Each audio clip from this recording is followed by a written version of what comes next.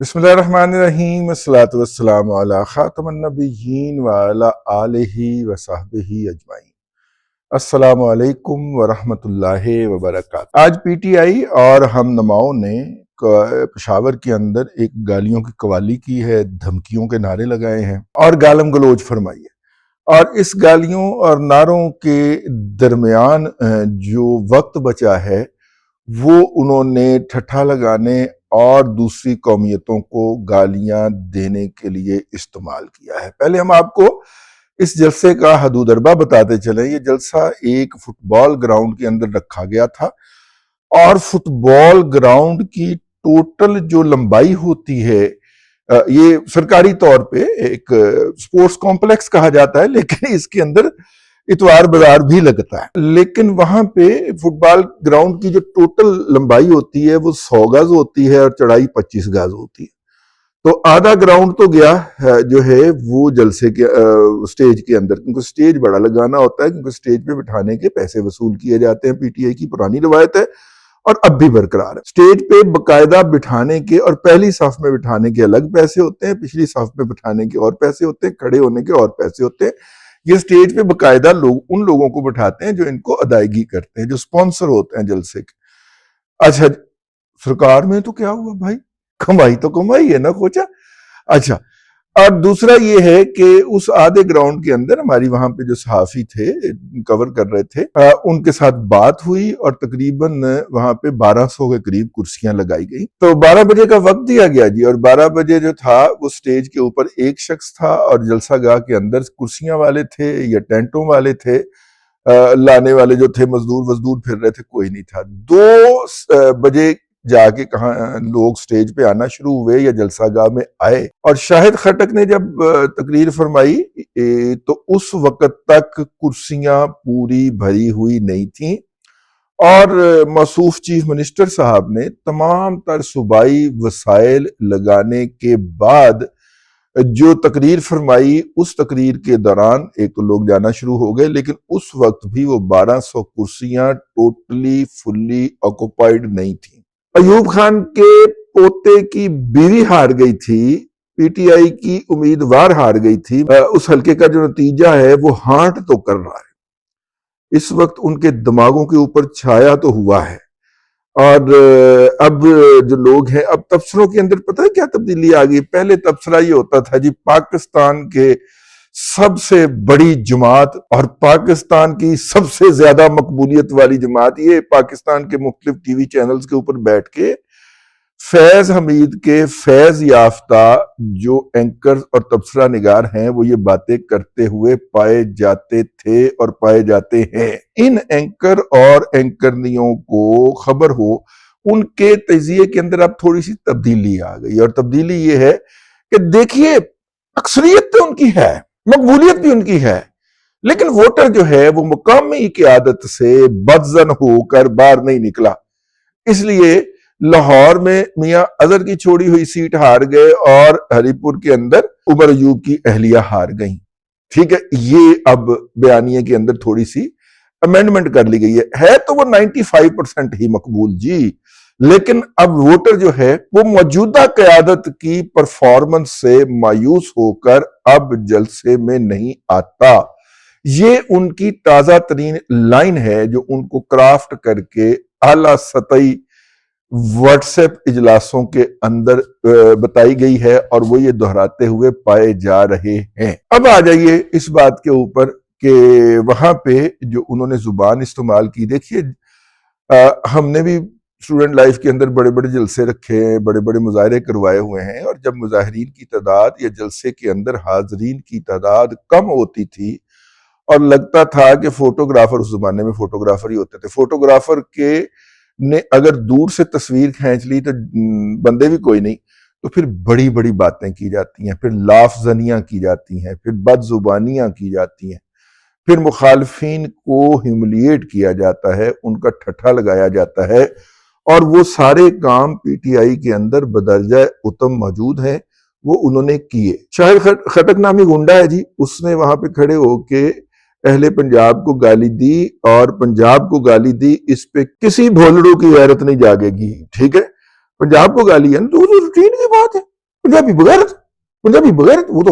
वो तो यहाँ पे चने बेचने वाला भी कह रहा होता है आपके मोहल्ले के अंदर खड़ा होके, ठीक है ना। हाँ, ये तो न्यू नॉर्मल है ना जी, इसमें तो कोई बात नहीं है। उसने भी पंजाब को गाली दे दी, कोई हर्ज नहीं है।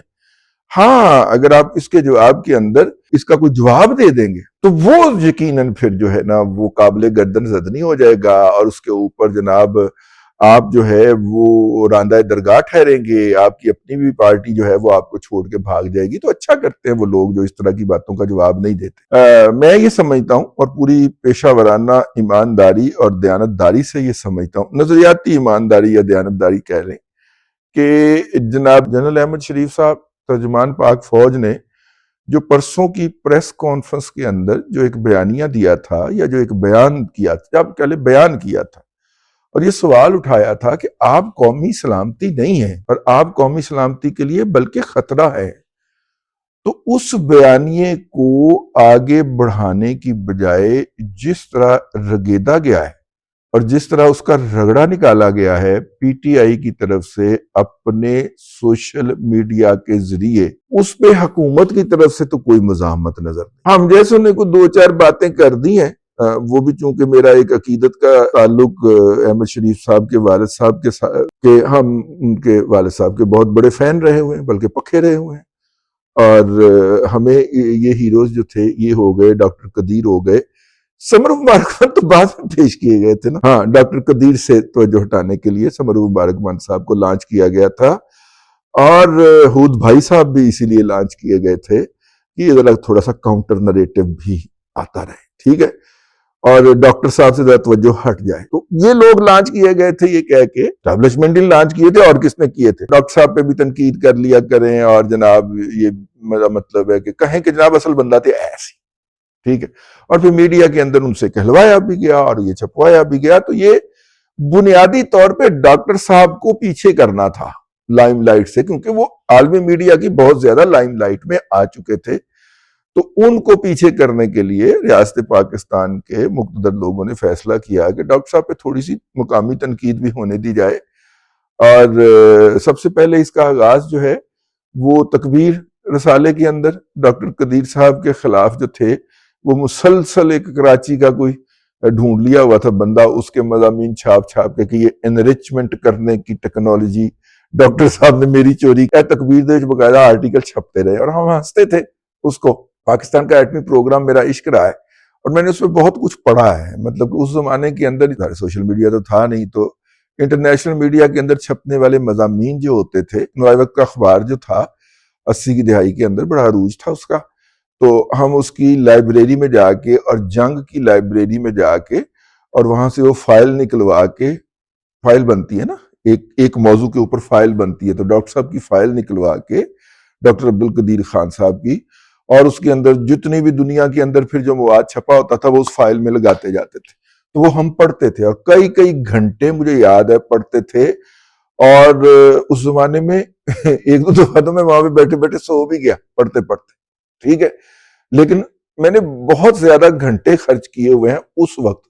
80 की दहाई में। ये मामला पीक के ऊपर था, सिर्फ अपने शौक के बायस, कोई मेरा जुनून कह लें आप, कमिटमेंट कह लें। तो उस दौर के अंदर ये शख्सियात तो हमारे हीरो थे ना, हम तो उनके सामने सोफे पे, वो सोफे पे बैठ के हम नीचे बैठ के उनको ऐसे करके सुना करते थे, ठीक। तो कहने का मतलब ये है कि ये जो मैं बात करता हूं इसके पीछे दिहाइयों की जो है वो शामिल है। उनकी शख्सियत के ऊपर अटैक किया गया तो हम मजबूरन आए सोशल मीडिया के ऊपर, अदरवाइज तो उस बयानिए को आगे बढ़ाने का काम हुकूमती टीम का था, उनको करना चाहिए था, जो उन्होंने नहीं किया। लेकिन बहरहाल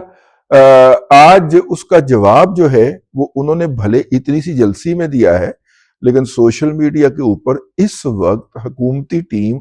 उस जवाब को हर घर पहुंचाने के ऊपर लगी हुई है।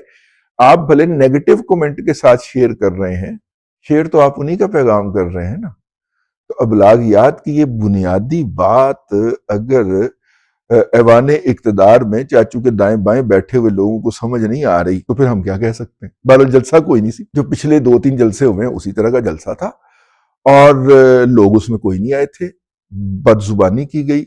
اور اس کا بہترین حل یہی تھا کہ اس کے جواب کے اندر پنجاب کی انفارمیشن منسٹر بولتی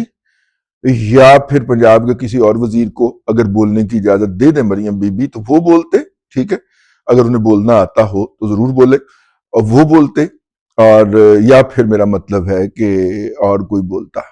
آپ یہ کیوں توقع کر رہے ہیں کہ اس کا جواب بھی D G I S P R ہی دے گا؟ یہ تو احمقانہ قسم کا مائنڈ سیٹ ہوا نا۔ ہاں، وہ ان کو جو گالی انہوں نے دی ہے وہ اپنا جواب دے لیں گے،